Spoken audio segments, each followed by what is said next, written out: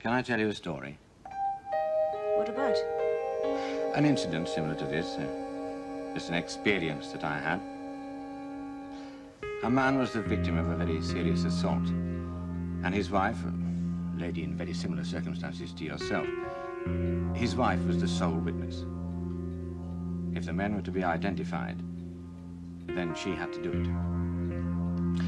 Her mind was much the same as yours, I dare say. In fact, I think she was so shocked at the incident at the time, so confused by what happened afterwards, that I don't think she really remembered anything at all.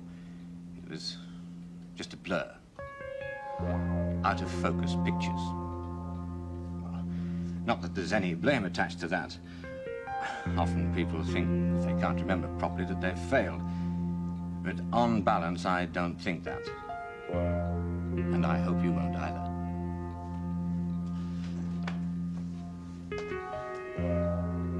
Anyway, this lady, well, there was a complicating factor in that her husband wasn't all that he should have been, and their relationship was strained somehow. I didn't go into it very deeply at the time, and I don't want to go into it too deeply now. But it wasn't a relationship where people just pretended. It was more a case of people knowing things and not putting them into words. I don't know why. I can't explain everything. But I do know that police work takes a man into a strange world of strange things, violent things, disgusting things. A world that's very difficult to share with a wife. I know that from my own experience. It's not what you see. It's not the blood of decomposed bodies. People aren't frightening when they're dead. It's the people who are alive and who did it that are much more frightening. But being a policeman does give you some sort of power. And that power sometimes can turn very nasty inside of you. Still, that may not explain this particular case, because there was a mixture of motives in the wife. Some kind of resentment against her husband, some kind of feeling that she'd held down over a long period of time. But it had to come out. How? How do you mean? I mean that the officer who was with me on the inquiry was a very experienced man. He'd seen a few things and lost many of his scruples. He thought about the husband, and he suspected the wife. So he tested her. Tested? Yes. How? Well, he had to eliminate someone from the inquiry, so he put that man's photo in with a few other photos, and he showed the photos to the wife. Of course, she picked one out. Positive identification. Why do you say of course? Her feelings came to a head, so to speak, and burst. She was very determined to make someone suffer.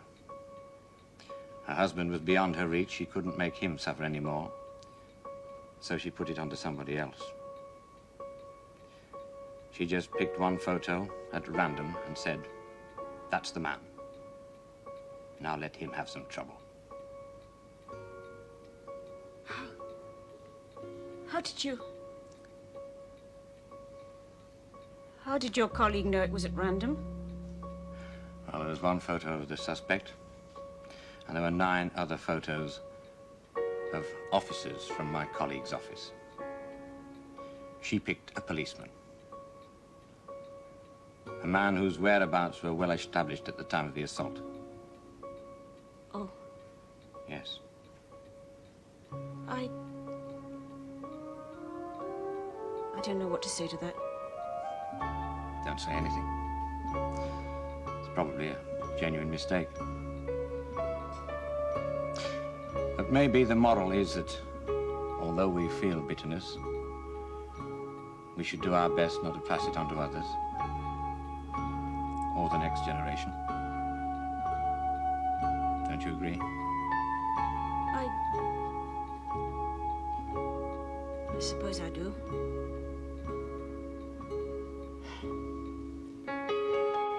Thank you.